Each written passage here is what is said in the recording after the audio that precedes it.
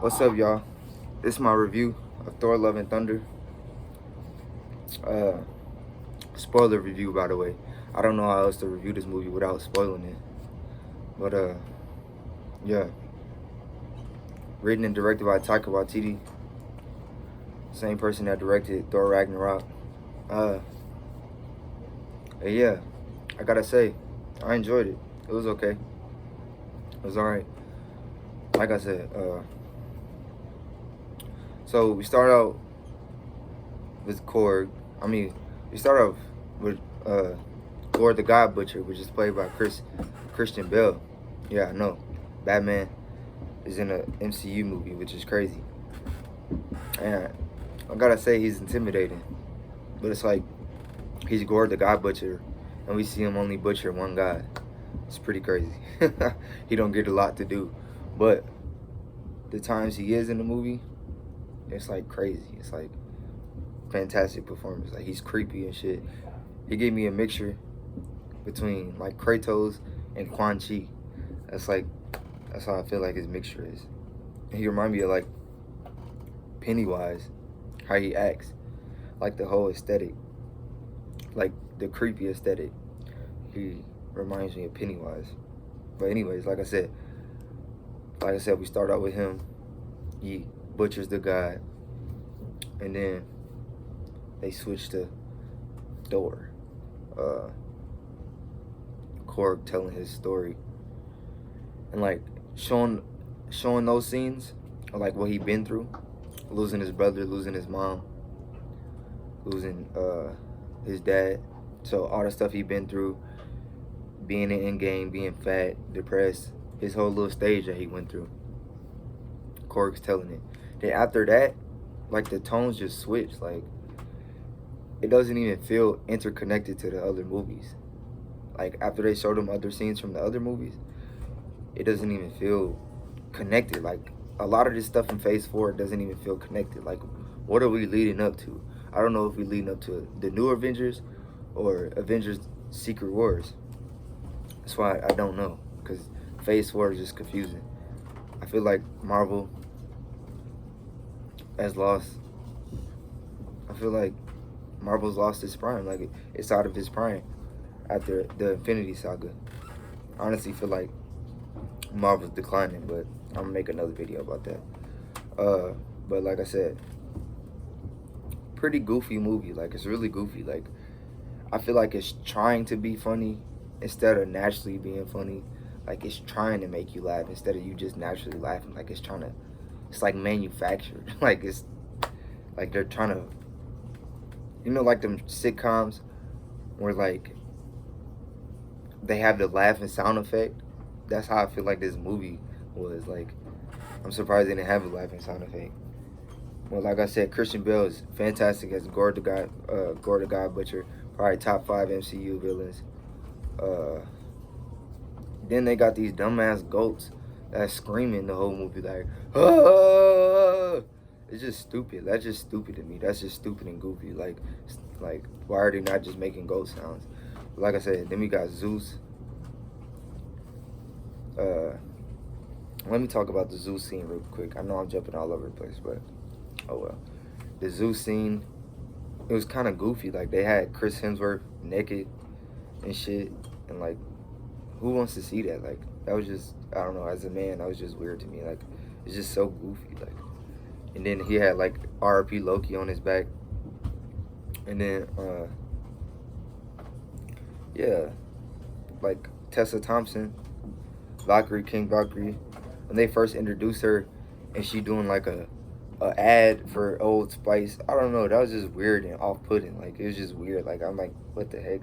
Just kind of like cringe. Like, and my bad for the background noise. Just stuff going on upstairs and people washing clothes. But whatever. Let me get back to the movie. Korg dies. He don't die, but he gets destroyed, and his face is just there. He's talking throughout the movie. And Mjolnir and goddamn, what's the other hammer called? Sorry, I don't know the whole lore. I forgot what the other hammer's called, but those are like their own characters. The Mjolnir and the other hammer. Those are like their own characters. So yeah. Anyways, Natalie Portman, Jane Foster. She has cancer. She's battling cancer, and Milner chose her or whatever. She's like the chosen one. Like Thor was saying, Milner chose her because she was worthy. And yeah, it's just like she's female Thor. It just is what it is. I ain't really got no problem with female characters.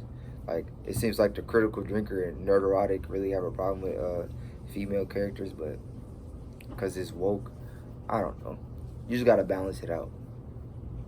There can be strong male characters in every MCU movie, just male dominant. You gotta balance it out. And Kevin Feige said one day it's gonna be more female superheroes than male superheroes. Anyways, let me get back to the movie. So, like I said, the zoo scene was kind of weird. The action scene was good. The action scenes of this movie is good. Like the gray and black part is better than the end battle scene to me. The black and gray part where it's black and gray, the action scene is better than the final battle to me, and that's crazy. I feel like your final battle should be the best part of the movie, or at least the peak. But it's 2 hours long, and it flies by though. Like I said, Tessa Thompson is like underutilized. She don't really do too much in the movie. But she's in there quite a bit. Guardians of the Galaxy, like what? They're barely in the movie. Like they're in the movie for a total of like 15 minutes, not even probably. And I swear I seen what's her name? The green girl. Fuck. Oh my god. I just can't think right now. Gamora. I seen Gamora in the trailer and she's not even in the movie. So it's like what the fuck? I hate when they do that. I don't know, it's just like I feel like Marvel could benefit from a PG-13 movie. Like I mean from a rated R movie. Like if you go there, just like with Doctor Strange. If you're gonna go there all the way. But it's Disney, they gotta do PG-13. Like I said, when Gore kills the god in the beginning, it's like gold blood, and then he chops his head off and you can't really see it. That's that PG-13 shit, but it's all good. It's still cool. It's still a good movie. CGI is cool. The VFX is cool. It's a little wonky, but you can't expect a movie that's 90% green screen to be perfect. But yeah, Natalie Portman, she did a good job. I mean, the more she used the hammer and beat female Thor, the more it's killing her. And then, so yeah, like we got fake deaths basically. Zeus dies, and then Natalie Portman dies. Female Thor, but they come back in the post-credit scenes, so it's basically fake deaths type shit. But yeah, man, it was a good movie overall. I give it like a 7 out of 10, 7.5 out of 10. I don't see myself really rewatching it frequently. I'll probably watch it like one more time. But for the most part, it was a good movie. I recommend it. Go see it. I seen it another way. I ain't seen it in theaters, but that's probably messing up my experience too. But yeah, I think Christian Bale is fantastic. Top 5 MCU villain for real. Like I said, he's like a split between Quan Chi and Kratos, the look wise, but he's like creepy like Pennywise to me. I don't know why. The aesthetic just reminded me of Pennywise. But yeah, this is like, it's not a movie you really got to get articulate on. It's just a goofy comedy. Like the comedy is cranked up to 10. Like they try to make a quip or a joke every 2 minutes. Like it just goes and goes and goes. But I mean, hey, that's what goes split people, because more people want serious MCU instead of the jokes, and they just want you to balance it out. In this movie, they don't balance it out well. It's just goofy. There's some serious moments with Gore, I feel like, but I don't know. It's the MCU humor. Thor Ragnarok balanced it out right, I feel like, between the comedy and the seriousness. Like it felt like it was more at stake in Ragnarok. But in this movie, it doesn't seem like too much is at stake. It's just like, it's just goofy. And then, like I said, those goats, that shit was just dumb. Like, what the fuck? Yeah. I think that's enough. I got all my thoughts out. So yeah, go see it if you haven't seen it.